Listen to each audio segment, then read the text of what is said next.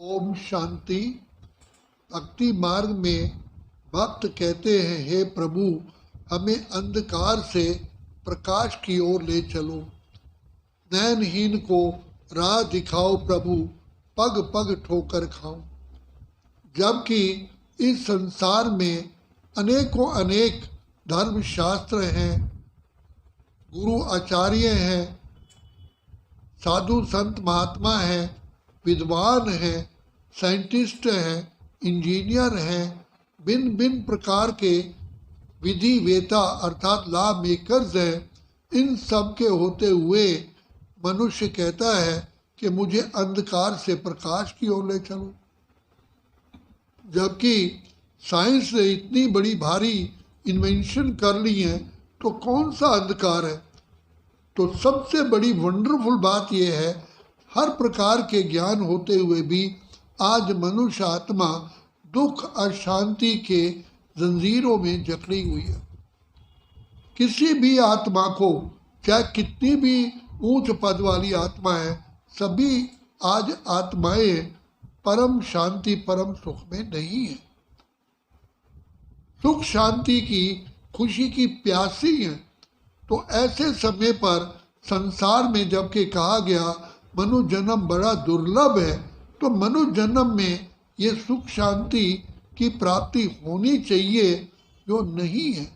तो इस कमी को पूर्ण करने के लिए भक्त भगवान को पुकारते हैं, हे प्रभु हमें सद्बुद्धि दो, हमें राह दिखाओ, हम सुख शांति आनंद खुशी की ओर बढ़ते हुए अपनी जीवन रूपी यात्रा को पूर्ण करें।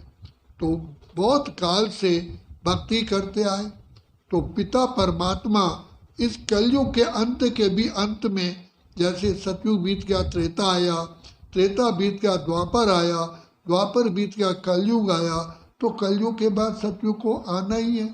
तो ये सतयुग की दुनिया बनाने के लिए परम पिता परमात्मा इस सृष्टि पर अपना ब्रह्मलोक सिंहासन छोड़ करके एक वृद्ध तन में प्रवेश करते हैं, जिसका नाम रखते हैं ब्रह्मा।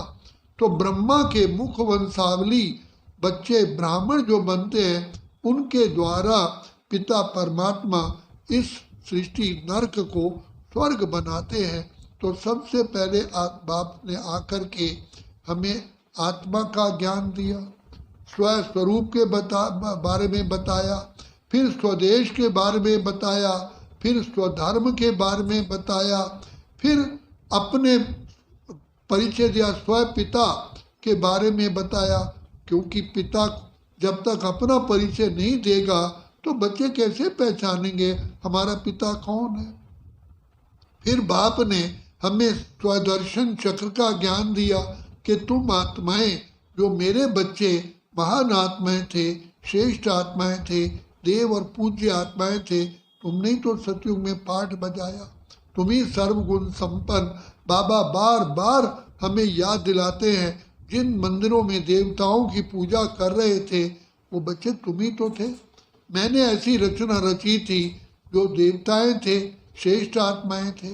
तो वही आत्माएं सूर्यवंशी, चंद्रवंशी, वैश्यवंशी, शूद्रवंशी बन करके अब दुखी और अशांत है। अब फिर मैं तुम बच्चों के ऊपर ये ज्ञान की वर्षा करता हूँ, तुम आत्माओं को पतित पने से पावन करता हूँ। तो ये ज्ञान वर्षा का ही गायन है, यही ज्ञान गंगा है, यही पिता परमात्मा जो ज्ञान के सागर, सुख के सागर, दुख हरता सुख करता है, वो आकर के हमें आत्माओं को पति से पावन बनने के लिए ज्ञान स्नान करवाते हैं, ज्ञान गंगा में डुबकी लगवाते हैं। तो बाप ने आकर के हमें 7 बातों की पहचान दी कि बच्चे रियलिटी में तुम कौन हो, किसकी संतान हो, कौन से धाम के रहने वाले हो, कैसे इस अनादि काल से तुम आत्माएं क्या थी और आदि में तुमने क्या पाठ बजाया, और इस चक्र के अंदर आते आते तुम खुद को भूल गए, बाप को भूल गए, घर को भूल गए, अपने स्वधर्म को भूल गए, और इसके साथ साथ 5 विकारों के माया के वशीभूत हो गए। तो जिस माया ने तुम्हारा सब कुछ छीन लिया, अब बाबा आकर के हमें आत्मिक ज्ञान दे करके अपने साथ योग लगवा करके हमारे सारे जन्म जन्म के पापों को भस्म करा रहे हैं। और यही समय है पिता परमात्मा से वरदानों से झोली भरने का। तो बाप ही दुख हरता सुख करता है, बाप ही बिगड़ी को बनाने वाला है, और कोई भी संसार में ना ऐसा है ना हो सकता है। इसलिए हम पदम सौभाग्यशाली आत्मा है जो बाप की छत्र छाया में बाप से रोज ज्ञान अमृत पीते हैं और फिर अपने जीवन को श्रेष्ठ बनाते हैं। आया है शिव ईश्वर राह दिखाने के लिए, कलयुग वाली दुनिया स्वर्ग बनाने के लिए। हम तो भटक रहे थे अंधकार में, पापों से भरपूर थे, बुझी हुई थी ज्योति ज्ञान की, मिलने से मजबूर थे। आया ज्योति सागर ज्योत जगाने के लिए।